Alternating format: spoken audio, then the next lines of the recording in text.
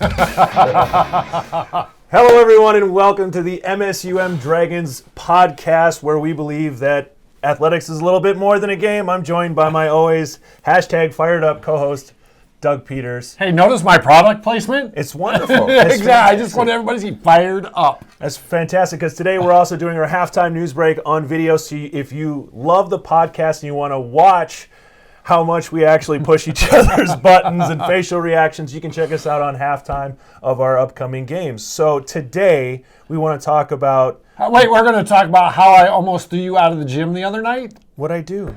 Okay, so if you have a microphone, you don't blow a whistle into a microphone in a gym, Webby. Yeah, a whistle does not need a microphone, just like Doug Peters does not need a microphone. Then why do you keep giving me one? I wish I could kick you out, but... Okay, I'll let you get back into the serious stuff here. Well, no, it's exactly that moment that we're here to talk about today. I was blowing a whistle because I was refereeing. Oh, you call that a refereeing? I was really trying to help the firefighters. I was really trying. So we had at our Dragon men's basketball game against the Concordia College Cobbers, we had a halftime game where the Moorhead Police Department and the Moorhead Fire Department made it a true Moorhead versus Moorhead night. So it was one side of 8th Street versus the other, and Moorhead Police and Fire. And so I was refereeing typically it's more Harlem Globetrotter style, but they took that one a little bit more seriously than they did last time. They were all in. It was awesome. I just got to put this in, then we won't talk about it anymore. Yes, the Dragons beat the Cobbers. Any chance I get to say that, always fired up about that.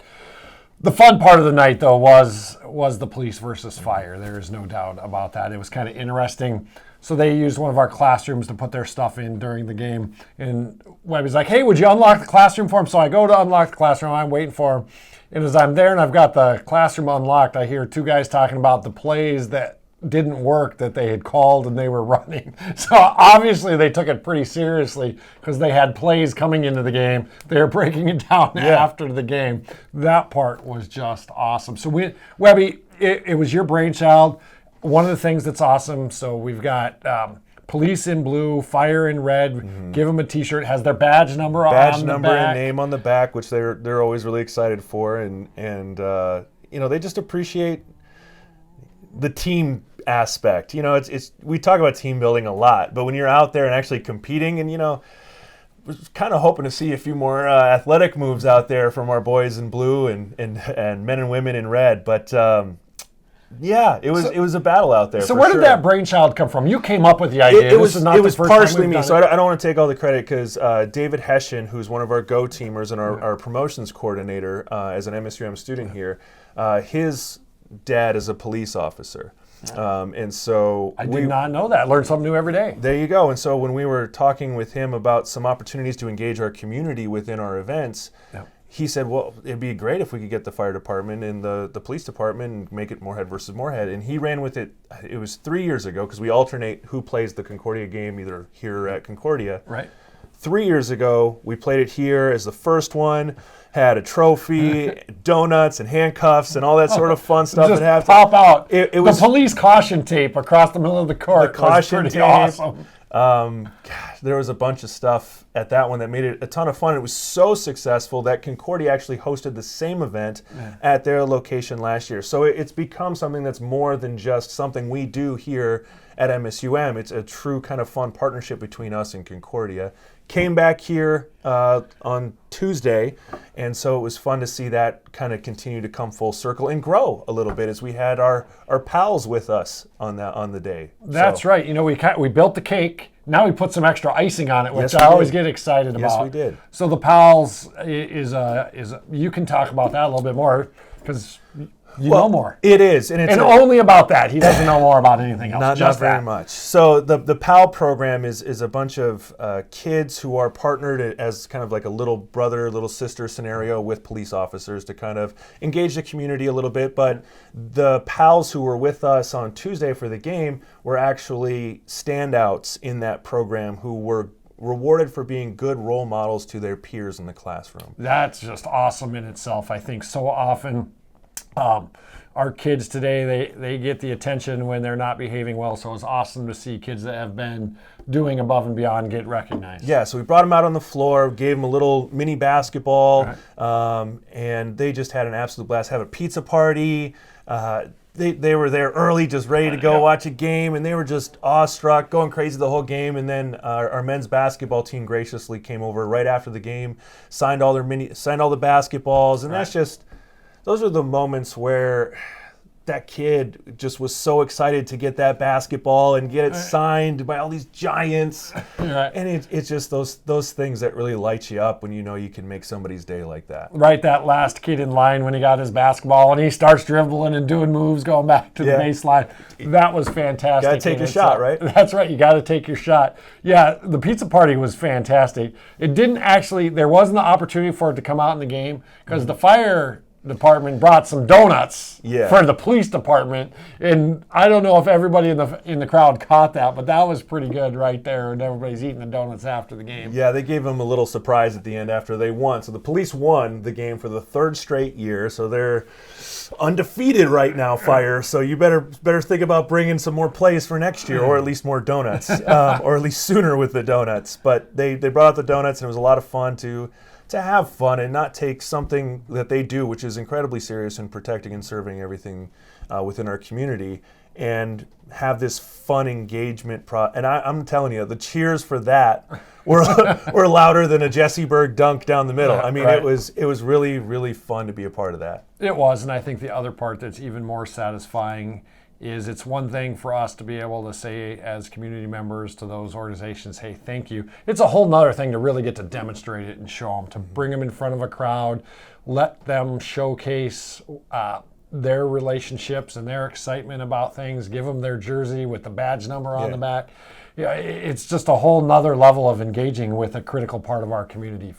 We think, frankly, how often do we really think about the fire department unless something goes wrong? And how often do we think about police and those service organizations, what they do for our community, unless we're in a direct need of the services they offer? So it was awesome to be able to engage them in that way. And it's also interesting to see the different relationships, because you get to meet people that you maybe haven't necessarily met before and what their ties are to the university or to the athletic department. Just like you were talking about David's dad, that part, it gives you a warm, fuzzy feeling inside too. And for me personally, just to be able to stand on the baseline and give every single one of them a high five when they came off the court and just say, hey, thank you, we appreciate you.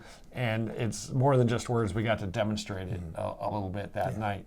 And I think that's a big part of Dragon Athletics when we think about what we do that's a little bit more than a game, because we definitely love the game and we definitely aspire to win. We believe in the thrill of victory. There's no doubt about that. But at the same time, we also believe we're part of something bigger than ourselves. And I think that's one thing I have a fair amount of pride with, is our coaches and our different programs at all levels are volunteering and engaging across our community. Obviously, we saw Moorhead versus Moorhead and the fire versus police game. I know we get involved with Churches United. Make-A-Wish is a strong partner for us. And frankly, one of the things I've always wanted to do here is try and track our community service hours. The challenge is we have so many people doing so many different things. Everywhere, you can't track it. And one of the things is there's an old Chinese proverb that one of our colleagues like to say is, don't interrupt the man doing by telling him it can't be done. I'm trying not to distract our student athletes from doing the things. I'd much rather have them out volunteering than worrying about how they're going to report the hours that they spend. But just some of the stories, last year very specifically, some of our basketball players and the relationships they built with some families in the community through Churches United, that part was awfully gratifying to be able to see that. But our student athletes realize that they are part of something bigger than themselves, and they go out and they're engaging, and that part is something that gets us fired up. Yeah, when we talk about the more than a game piece, and you really try to find that win-win philosophically. Right. I mean, love to get the win, like we talked about, love that W, but if we can engage in that group with the police and fire, if we can include a fundraiser for Make-A-Wish, if we can make it more than just the scoreboard. Right. And when you put the effort in, and it's tough, it's additional stuff on top of the day-to-day. Right. And when you add those things, it gets messy. Life's messy, as we talk about sometimes. No, really? I didn't know that. But nothing is better at the end of the day. When I'll speak from my experience, just when we get done with that police fire halftime game and you see the smiles on everybody's faces and you see those kids' faces light up, like, and your team did such a good job, and David and Beck and our marketing said, Beck, who you don't know and hear much of, but she was doing some of the social media stuff and had some stories where she went over to the teams and talked about their pregame strategies. Oh, I didn't see that. Oh yeah, you got to go back and check that out. And they were just talking smack, just like having fun. And when you leave an event like that and the people who participated, the people who played, the people who watched, and the people who executed all just drill their job and just have fun with it, you leave that. I left the facility feeling better than the win could have ever made me feel. And that's where it gets to be much more fulfilling. And that's more than a game, that's right. Go Dragons! Go Dragons.